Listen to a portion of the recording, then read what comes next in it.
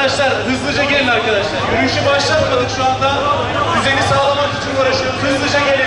Türkiye'nin bütün merkezi camilerinde kardeşlerimizin yanında olduğumuzu göstermek, büyük dönüş yürüyüşüne destek olduğumuzu göstermek için bir aradayız. Kahrolsun İsrail! Kahrolsun İsrail! Kahrolsun İsrail! Kahrolsun İsrail! Kahrolsun Amerika! Evet. Şu anda kardeşlerimiz Vakıf Camii'nden akın akın Fevzi Paşa Caddesi'ne iniyorlar. Muhtemelen arkamızdaki arkadaşlar bizim sesimizi duymuyor. Onun için en karşıdaki arkadaşlarımız bütün güçleriyle bağırıyorlar. İsrail! Allahu Ekber! İsrail! Kahrolsun! İsrail! Kahrolsun! İsrail! Kahrolsun! İsrail!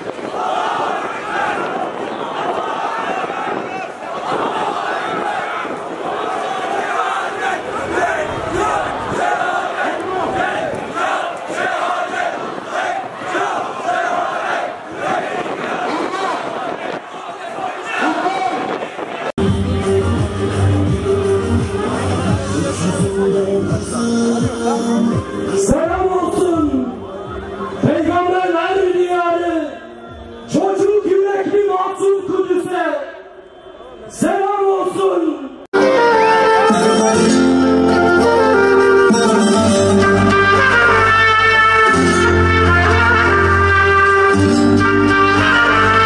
Bayraklarımızı dalgalandırıyoruz. Kudüs gönüllüleri, Kudüs sevdalıları, evlerinin bir odalarını, gönüllerini, yüreklerini, evlatlarını Kudüs'e adayanlar, Kudüs için yaşayanlar, bayraklarımızı dalgalandırıyoruz ve sözü Bülent Yıldırım abimize bırakıyoruz.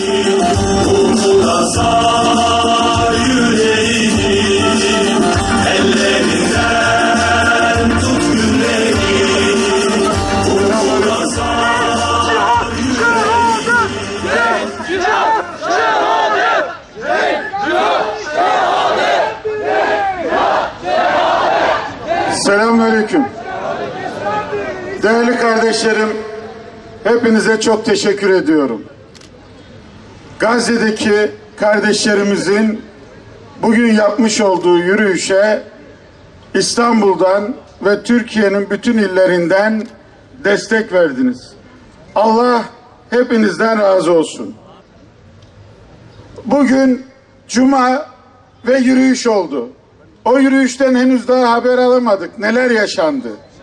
Ama pazartesi günü küçük şeytan Trump Kudüs'teki zalim, katil, emperyalist ve alçak Amerika Büyükelçiliğinin açılışını yapacakmış.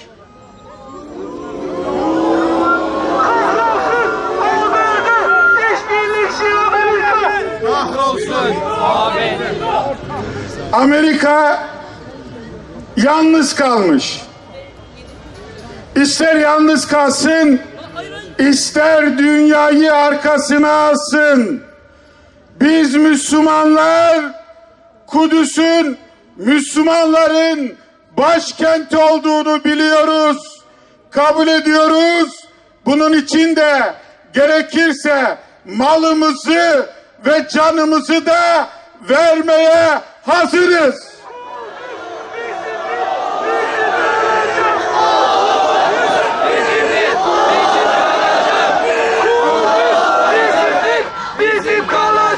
Şimdi pazartesi günü bu açılışı yapacak. Salı günü ne olacak? Salı günü de Gazze'deki kardeşleriniz sınırı aşarak yürüyecekler. O duvarları yıkacaklar. İsrail ne diyor? Ben de ateş ederim, kadın, çocuk demeden sizi öldürürüm diyor.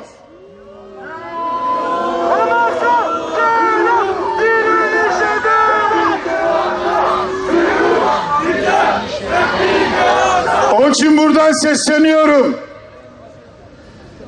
Bakın Mavi Marmara Anlaşması oldu ama hala Gazze'deki abluka ve ambargo kalkmadı. İsrail sözünde durmadı. İsrail yalancıdır. İsrail zalimdir. İsrail katildir. Onlar Gazze'yi ölüme mahkum ettiği için bugün insanlar abluka ve ambargo kalksın diye salı günü yürüyüş yapacaklar ve belki de onlarca şehit verecekler.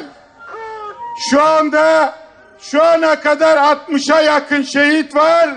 7.000 civarında da yaralı var. Peki bize düşen nedir? Bize düşen şudur. 10 yıl önce bir one minute dedik. Allah razı olsun. Fakat 10 yıl geçti. Türkiye güçlendi. Zulme karşı önce dilimizle karşı çıktık. One minute dedik. Gerekirse sıra elimizle müdahale etme zamanıdır.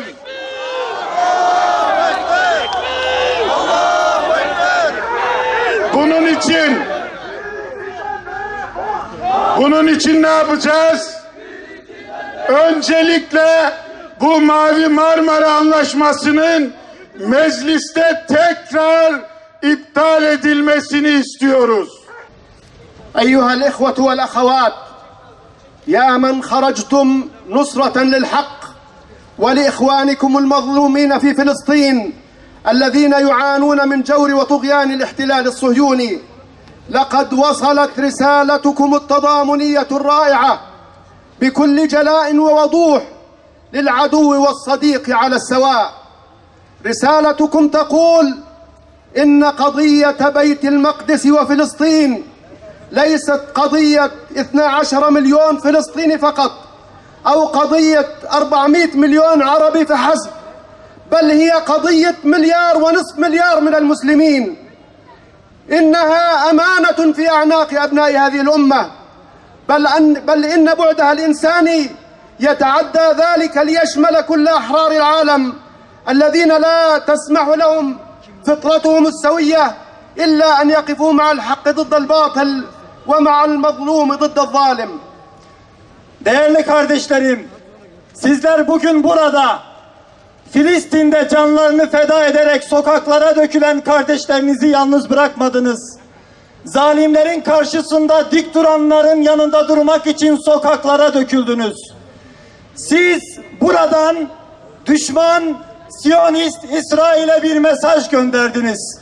Ve eminim ki bugün sokaklara çıkan bütün Müslümanların mesajı Siyonist İsrail'e ulaşmıştır.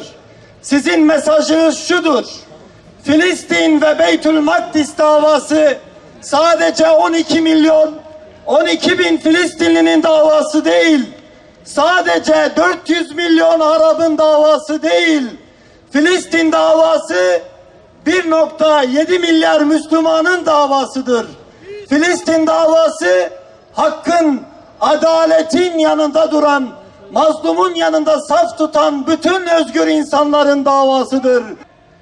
Kardeşler, Siyonistler silahlarıyla, hapishaneleriyle, işkenceleriyle 100 yıldır kesintisiz bir şekilde Filistin topraklarını işgal ederken ve her türlü zulmü icra ederken bizi bir yandan fiziken yenmeyi ama diğer yandan da bütün dünyaya şu mesajı vermeye çalışıyorlar.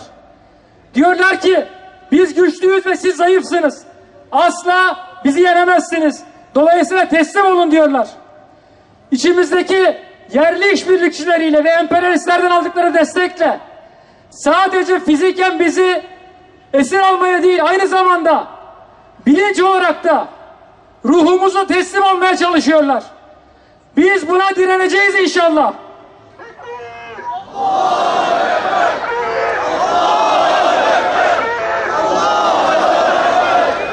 Kardeşler, 70 yıldır kesintisiz bir şekilde, hatta Birinci Dünya Savaşı'ndan sonra, yani yaklaşık bir asırdır devam eden bu işgal karşısında şunu hatırlatmak isterim. Bakın, bu süreçte birçok nesil geçti. Ama Rabbimize hamdolsun ki Filistin halkı direnişten asla vazgeçmedi. Asla yılmadı, asla teslim olmadı. Ve asla teslim olmayacak inşallah. Birçok konuda farklı düşünsek de Kudüs sevdası bizi bir araya getiriyor, bizi ümmet kılıyor. Yeryüzünün en